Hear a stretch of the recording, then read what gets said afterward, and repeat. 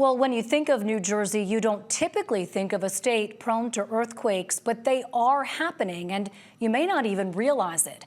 The two most recent were just this week, with 236 earthquakes total recorded in New Jersey since last year. That includes the 4.8 magnitude one in Tewksbury last April, and of course, aftershocks, which has a lot of people wondering why they're happening now and whether we should expect more stronger quakes in the future. To help us understand, we're joined by Alec Gates, a geology professor at Rutgers Newark, whose research anticipated this pattern. Alec, it's great to have you on the show. A lot of questions here. Many folks in your field have pointed to the ancient Ramapo fault lines as a usual suspect, but your research suggests something different. What is that?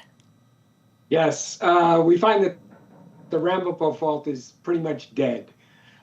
Instead, what we find is that there are mostly east-west trending faults that go all the way across from southern New Jersey all the way into southern New York, and those are active. And so what happens is that we get 3 or 4 earthquakes will occur over maybe a 12-month period normally. This year, everything's out the window. But and then they'll stop, and the whole fault will become dead, and then it'll shift to a different fault, and then that will become active. So, for example, there's a fault that runs right across New York City called the 125th Street Fault, and it was active in 2001, had about the same magnitude as what happened when the World Trade Centers collapsed, about 2.3 in that neighborhood. So they had 3 earthquakes within 1 year. Wasn't active before, hasn't been active since. And so then it shifts someplace else for, several earthquakes there. And so I wonder then why these faults, like the one you just mentioned, the others that your research points to, haven't received more attention. What type of cycle and pattern are you seeing? Well, certainly in the past, we haven't had many earthquakes. I mean, we had, modern seismic equipment went in about 1975. And so from 1975 to 2024, we had a total of 350 earthquakes. Okay, so you saw what you just said. Now we've had 236 in less than a year and a half. So all of a sudden we became from this slightly above normal in earthquakes to one of the top in the country earthquakes.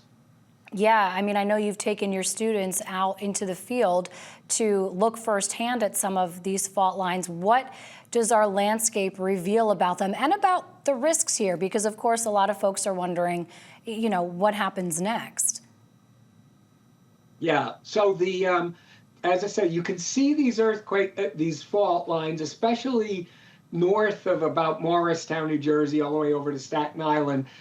South of there, everything was covered with glacial till from the last ice age. But north of there, everything's scraped clean. So those faults show up very nicely. And if you go on Google Earth, everything kind of goes northeast, and you'll see these. They just come sharply across east-west, slightly to north, and they show up really nicely on Google Earth. So that's how you can see them, even if from your house, to see if you're on one of them. So as far as why we have a lot of earthquakes now, we had a big earthquake back in 1884, and that was around Jamaica Bay area, and they estimated the magnitude to be about a 5.2. Now, considering what little damage that 4.8 did last year, this one in 1884 toppled steeples in Rahway, New Jersey.